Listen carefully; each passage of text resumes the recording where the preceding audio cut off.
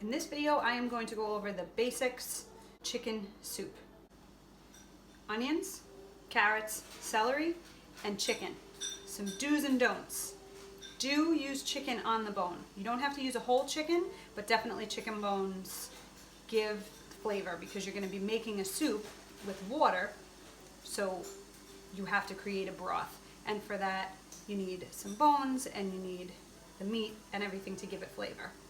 Do saute the vegetables first, otherwise they're just going to taste boiled. You need to give them a little bit of time in the pan first. Season with salt and pepper. You're going to need a lot more than you think because you're just using water. Some things that you could do to speed up the process, you can buy this right here called mirepoix, which is 50% onion, 25% carrot, 25% celery. You can buy it already cut up, which is a real time saver. And really the hardest part of this whole recipe is taking apart the chicken once it's cooked. So by using breasts on the bone or leg meat or whatever you want to use, you're taking some of the time out that would be to, disassemble and pick the meat off of all the chicken.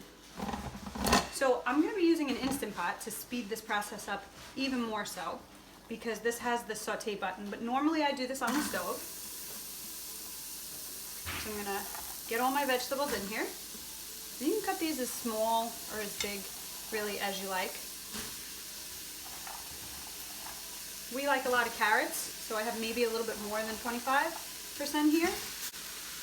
And I'm just going to put a little olive oil at the bottom of the pan. I'm going to start with 2 teaspoons of salt to get those vegetables going.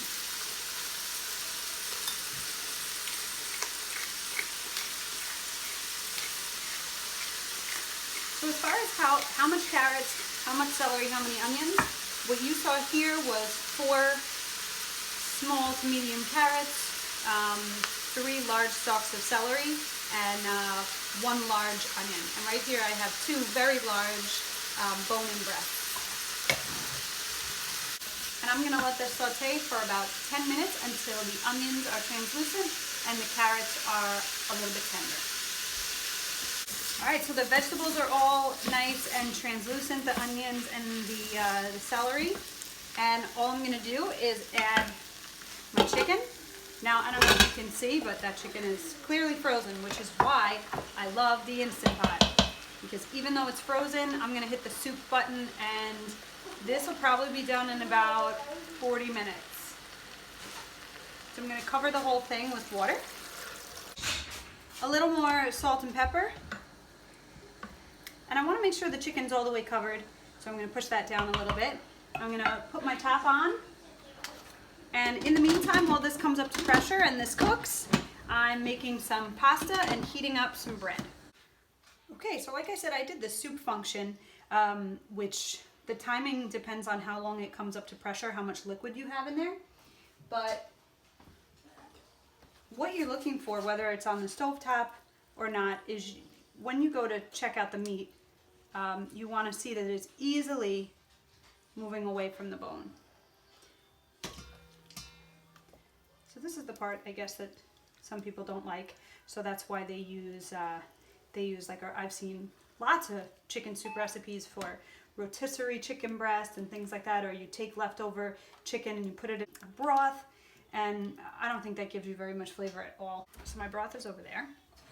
I have some parsley, and I just have my meat here that this will be what I'm not using, and this will be here the meat that I will then put back in.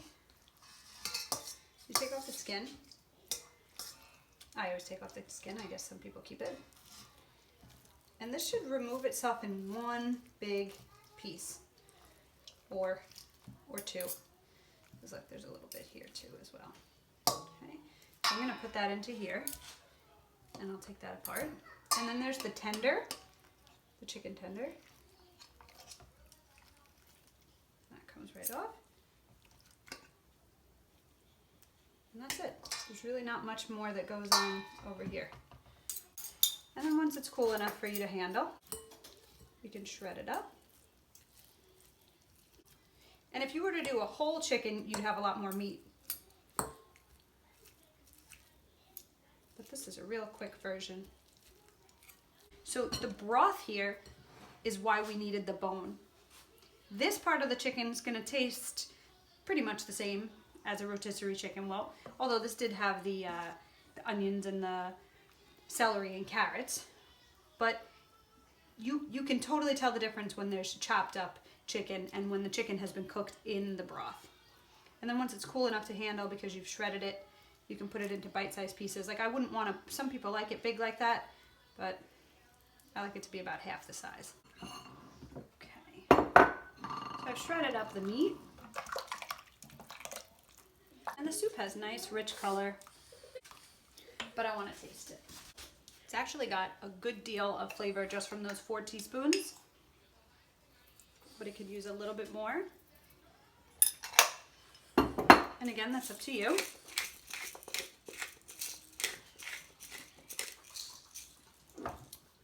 And then I just have, you could do chopped parsley, or I have some chopped chives here. Always cook the pasta separate because it'll absorb way too much. I've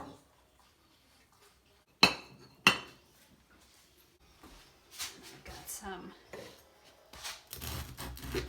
crunchy bread from that sourdough video.